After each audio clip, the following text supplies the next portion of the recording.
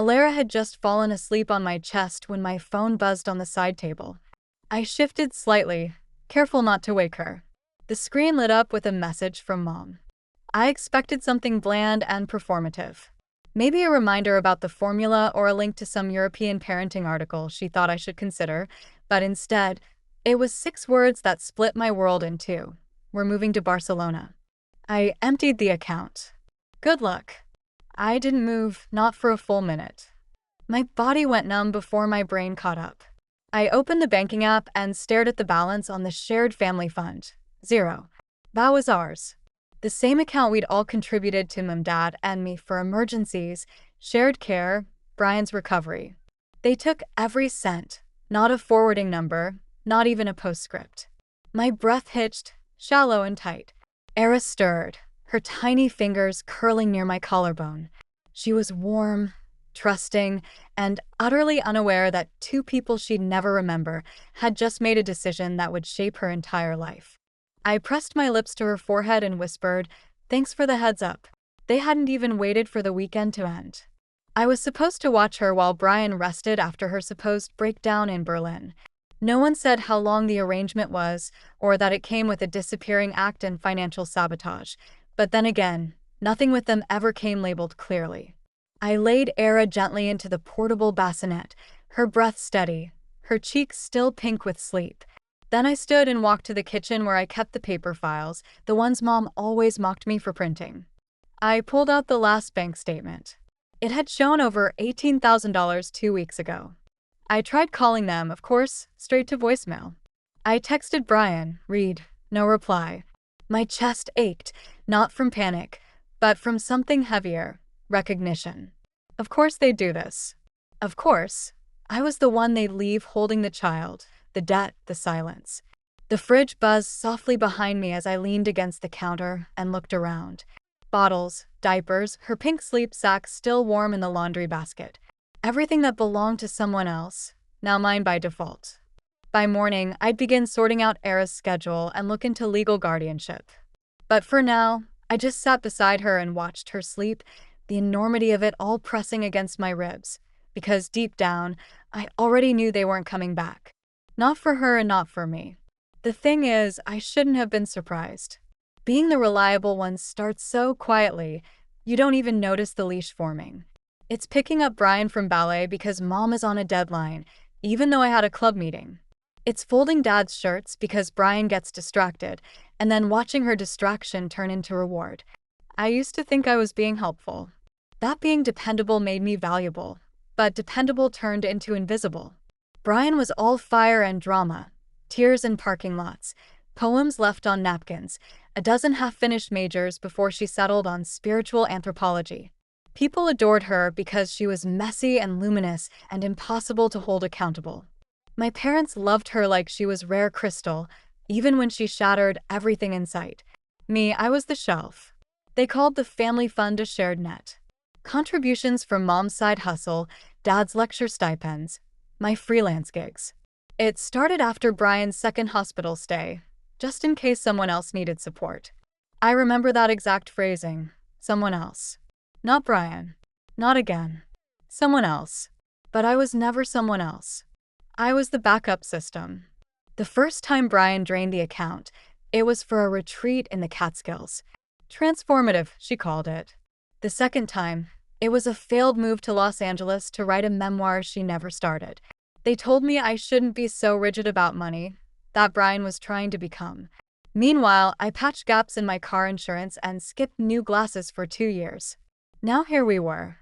They'd left me with her daughter, emptied the account, and moved to Barcelona like it Roswell was an overdue sabbatical. The silence after that text wasn't just cruelty. It was clarity. They'd never intended to come back. Not to help, not to answer, not even to check.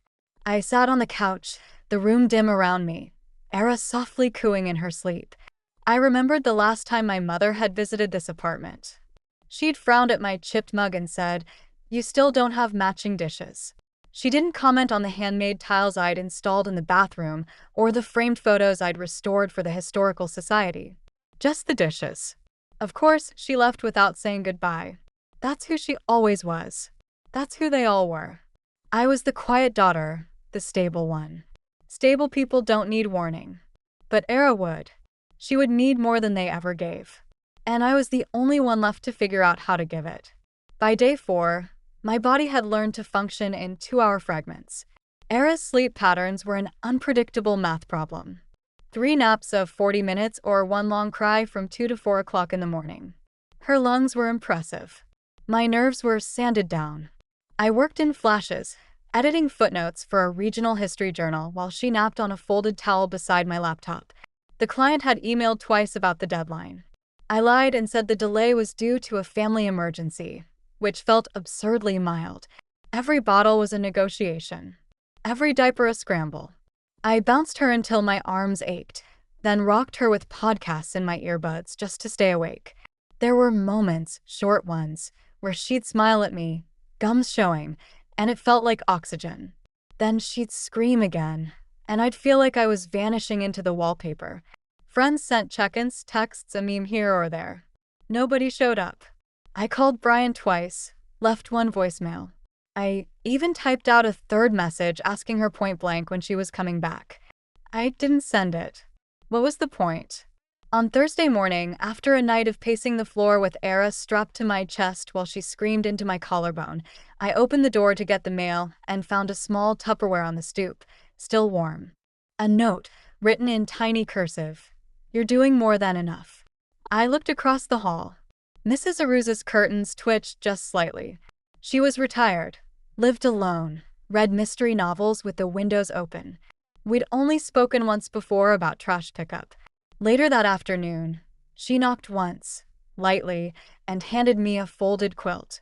"I made it for the wrong-sized bed," she said, voice even, as if this were a business transaction. I thanked her. She didn't ask to come in. She didn't stay. It was the first time someone saw me in days. That night, I sat in the glow of the kitchen light, holding Era with one hand and spooning reheated stew with the other. My arms were tired, my chest heavier than hunger could explain, but for the first time all week, I didn't feel entirely alone. The next morning, I went looking for the old folder where my parents kept legal documents. I hadn't set foot in my parents' house since the day they left. It still smelled like lemonwood polish and overconfidence. I told myself I was just there to grab the last container of baby formula or maybe find an old bassinet tucked in the attic, but I knew what I was really looking for. Answers or proof? Era dozed in the carrier strapped to my chest as I moved through the kitchen, opening drawers with slow fingers. The fridge was empty except for a jar of imported fig jam and half a bottle of Prosecco. The cabinets were clean too, sterile in that way only people who don't plan to return leave them. In the bottom drawer, beneath the junk mail pile and broken corkscrew, I found a worn green folder labeled Spain. Inside were printed travel itineraries going back 6 months. Flights, apartment lease, and Barcelona international SIM cards already activated. It wasn't spontaneous. It wasn't emotional. It was orchestrated. Behind the itineraries was a notarized form. My name, my address, my signature copied from an old lease. I realized, power of attorney for Quinn, age 6 months, transferred to me indefinitely. I pressed my thumb to the paper, trying to understand the depth of it. They had made me her legal guardian without ever asking, without a conversation, without even pretending I had a choice. Tucked into the back of the folder was a printed bank statement. The family account, dated 2 weeks before they vanished. A withdrawal, $21,600. Destination, Meridian Trust, Private International Division. Not even a U.S. bank. They moved the money offshore. I sat at their kitchen table, the same table where they'd once hosted faculty dinners, corrected my posture, and stared at the numbers. I should have been furious. I should have wanted to break something. But all I felt was stillness. This wasn't a mistake. It was a trade. They chose freedom, and they offered me Era as the excuse. A pan on the counter still had the price tag from a boutique in Portland, $240. They'd left that behind too. I folded the documents and placed them in my bag. Then I looked around the room one more time, as if expecting to find their voices echoing off the walls. But it was quiet, and the quiet didn't apologize. Back home, I laid down, opened my laptop, and searched how to file for emergency guardianship in Virginia. I expected the legal aid office to be sterile and overworked. In some ways, it was. The waiting area buzzed with fluorescent lights, and the receptionist barely looked up from her keyboard. But when Ephraim Rhodes stepped into the room, tie slightly crooked, sleeves rolled, he greeted me like I was a person, not a case file.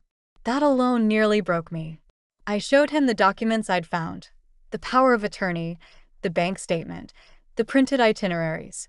He read through them slowly, tapping the pages once before he spoke. "They didn't notify you?" he asked. "No, they just left." He nodded, jaw tight. "Then this isn't just a guardianship transfer. It's potential financial abandonment, maybe even fraud, depending on how the funds were classified." He explained that while the power of attorney was technically legal, the deception around it wasn't. If we could show they intended to offload responsibility without consent or knowingly misused shared funds, we had grounds to challenge both the custody arrangement and the money trail. I asked what the process looked like. He said it would be slow, tedious, uphill. I said I'd already been up all night for weeks. What's one more climb? That afternoon, I began cataloging everything. Receipts, screenshots, Brian's old texts asking me to help out for the weekend, and my mom's message about the money. I compiled a spreadsheet. I printed copies and labeled them. It felt obsessive, but also like I was building something one page at a time. 2 days later, Brian finally called. I almost didn't answer, but I wanted her voice on the record. "Danica," she said, her tone clipped. "You agreed to this." "No, I didn't. You said you'd help for a weekend." "Not indefinitely." There was silence on the line, and then a laugh, dry, condescending. "You always dramatize everything. You think they abandoned you? Grow up. They're done carrying you." I nearly dropped the phone. I steadied my voice. "They weren't carrying me. They were hiding behind me." "You're being ridiculous," she snapped. "It's done. You're not going to scare us with legal threats." I didn't say anything. I let the quiet fill the space. She hung up. I labeled the recording and backed it up twice. That night, Era had a mild fever. I held her against my chest, her breath hot and uneven, and watched the ceiling pulse with the street light outside. I didn't feel strong. I didn't feel vindicated, but I wasn't afraid of them anymore. The next morning, I called Ephraim and told him I had something he needed to hear. The message came on a Sunday morning, just as I was warming a bottle. "We're flying back. We want to see." No apology, no explanation, just a declaration like they were returning to claim a suitcase they'd forgotten. I didn't reply. 3 days later, they showed up at my door. Sandra, in her expensive scarf, Talbot with sunglasses perched on his head like a crown. They looked tan and rested, the kind of rested only people without responsibilities ever managed to be.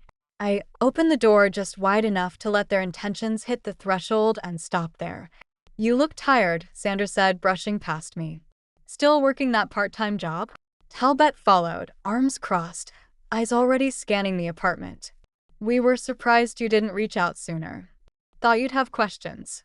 But I guess not everyone's cut out for parenting." I didn't answer. I let them talk.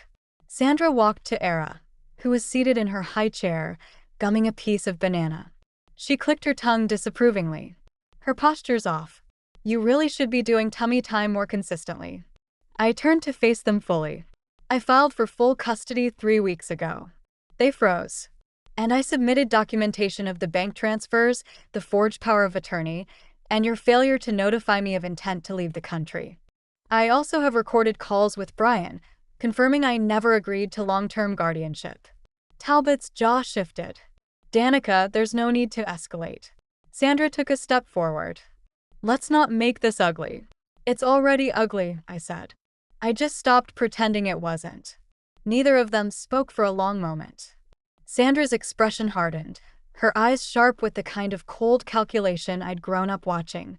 Talbot sighed, performing disappointment like it was a rehearsed monologue. "I think it's best we leave," he muttered. I nodded and opened the door. Sandra turned back as she walked out. "You've always had a flair for melodrama. I just didn't think you'd drag a baby into it." I didn't respond. I didn't flinch. I closed the door gently, turned the lock, and exhaled. Era dropped her banana on the floor and clapped her hands. That afternoon, Ephraim called to confirm our court date had been moved up. The courtroom smelled like dust and wood polish, and everything felt too bright. Ephraim walked with quiet certainty, holding our binder like it was gospel.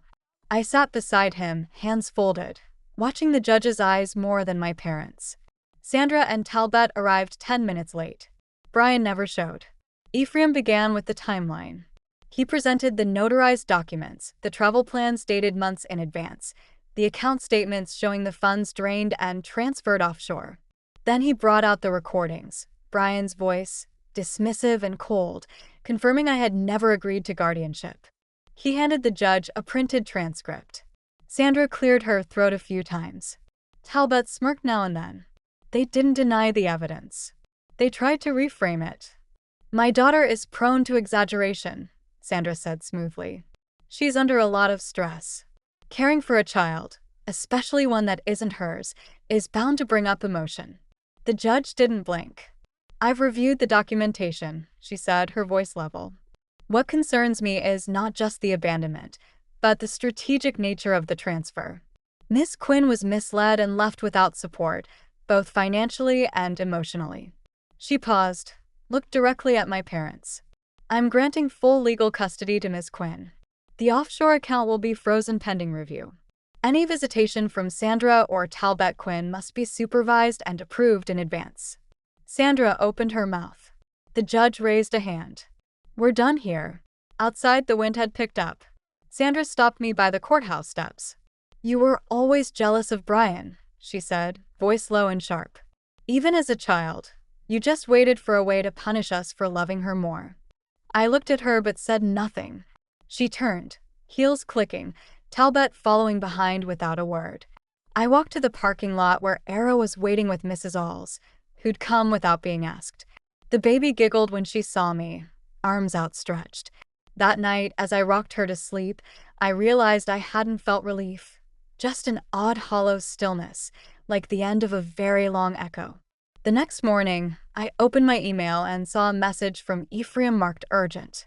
"The kiln hums quietly now, steady and warm. I keep it running low most mornings while Era plays on the quilted mat a few feet away. The cradle I built from old pine slats sits near the shelf of finished bowls. She naps there sometimes, fingers curled around a fabric doll Mrs. Alls stitched by hand. My hands are back in clay. The wheel spins again. I open the studio 2 days a week, 3 when Era's feeling settled. Orders are slow but steady. The local cafe restocked their mug shelf with my pieces last month. And a college student wants a custom set for her thesis exhibit. I take what I can, and I let the rest go. Mrs. Alls comes by every Friday with oatmeal cookies wrapped in wax paper. She never stays long, just a check-in and a soft squeeze of my arm before she disappears down the sidewalk. Her presence is its own kind of healing, quiet, dependable, the opposite of what I was raised to expect from adults. Sometimes I still wake up expecting a new message, some fresh twist in the saga, but it's been months, and the silence has settled into something I can live with. The legal follow-ups are mostly done. The account is still frozen. There's no word from Brian. I've stopped waiting. Last week, Era took her first steps between the work table and the door. She fell after the third one, then laughed like it was a game. I laughed, too, and then cried alone in the kitchen after she went to sleep. Not because I was sad, but because I was the one who saw it. I wrote Brian a letter yesterday, not out of obligation, just to close a loop. I didn't say much. Era is safe, I wrote. That's all that matters. I didn't include a return address. This morning, as I opened the studio and set my fingers into the damp clay, I looked at the small cradle beside me. The tiny bowl Era had dented with her thumbprint, the faint streaks of flour on the floor from yesterday's toddler baking attempt. I was left behind so they could escape, but I stayed and built something.